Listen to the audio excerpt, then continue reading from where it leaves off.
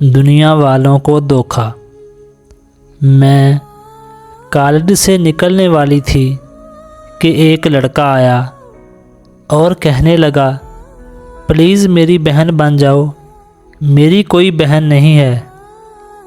اس کے بے حد اصرار کرنے پر میں نے کہا، ٹھیک ہے، آج سے آپ میرے بھائی ہو۔ وہ میری ہی کلاس میں پڑھتا تھا، ویسے تو وہ شریف لڑکا لگتا تھا، وہ میری بہت عزت کرتا تھا اور میں بھی دل سے اس کی عزت کرتی تھی۔ 3 مہینے بہت اچھے گزرے، پھر کالج سے چھٹیاں ہو گئیں۔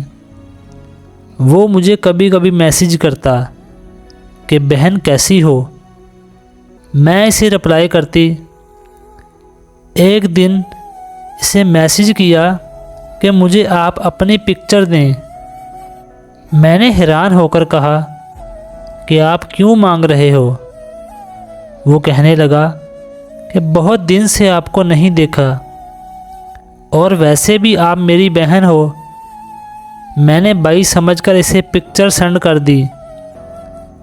پھر 5 دن تک اس نے کوئی میسیج نہیں کیا۔ ایک دن میں نے اسے میسیج کیا اور پوچھا کہ بھائی خیریت ہے، آپ ٹھیک ہیں؟ آپ کا کوئی میسیج نہیں آیا، تو میں نے سوچا بھائی کا پوچھ لوں۔ اس نے رپلائی کیا، اس میں لکھا تھا، خبردار، آج کے بعد مجھے بھائی نہ کہنا۔ میں نے پھر میسیج کیا کہ کیوں، کیا ہوا بھائی؟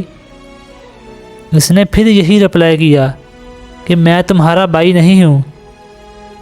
جب سے پکچر دیکھی ہیں میں تم سے پیار کرنے لگا ہوں، تم آج سے میری بہن نہیں ہو۔ میں نے پھر پوچھا کہ بھائی آپ مذاق کر رہے ہو نا؟ وہ کہنے لگا کہ کتنی بار کہا بھائی نہ کہو۔ میں نے غصے میں میسیج کیا کہ آج کے بعد مجھے میسیج نہ کرنا۔ دوسرے دن اس نے ایک تصویر مجھے سینڈ کی جس میں میری تصویر کو ایڈیٹنگ کر کے میرا چہرہ کسی ننگی عورت کے جسم پر اس طرح لگایا تھا کہ وہ دیکھنے میں کہیں سے بھی نہیں لگتا تھا کہ وہ ایڈیٹنگ کی گئی تصویر ہے۔ یہ دیکھ کر میں سن ہو گئی، سمجھ نہیں آ رہا تھا کہ کیا کروں، کس کو بتاؤں۔ اتنے میں اس نے مجھے کال کی اور کہنے لگا، ویڈیو کال پر آؤ۔ میں نے صاف انکار کیا اور وہ مجھے کہنے لگا کہ فیس بک کی فلاں آئی ڈی کو اوپن کرو۔ میں نے کال کاٹ کر آئی ڈی اوپن کی تو میری جیسے جان نکل گئی۔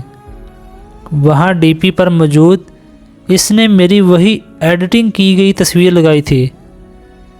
میں نے اسی وقت اس کو کال کی اور کہا، تمہیں واسطہ ہے یہ ڈیلیٹ کرو، تم جو کہو گے میں کروں گی، مگر اس طرح میری عزت نیلام نہ کرو۔ اس نے میری تصویر ڈیلیٹ کی اور ویڈیو کال کر دی۔ میں نے کال پک کی اور خاموش بیٹھی دیکھتی رہی۔ وہ کہنے لگا، اپنا دوپٹہ ہٹاؤ۔ یہ سنتے ہی میں نے کال کاٹ دی اور رونے لگ گئی کہ کیسے بھائی بن کر وہ میری عزت نیلام کر رہا تھا۔ وہ مجھے میسیج پر دھمکی دے رہا تھا کہ میں تمہارا وہ حال کروں گا کہ تم کسی کو منہ دکھانے کے قابل نہیں رہو گی۔ رات کو میں جائے نماز پر بیٹھی رو رو کر اللہ سے دعا کر رہی تھی کہ میری عزت کو بچا لے، یا اللہ میری اتنی چھوٹی غلطی کی اتنی بڑی سزا نہ دے۔ اچانک بڑے بھائی نے جو کمرے کے دروازے سے گزر رہے تھے میری آواز سن کر اندر آئے اور کہنے لگے، کون ہے وہ؟ میں نے روتے ہوئے سب بتایا۔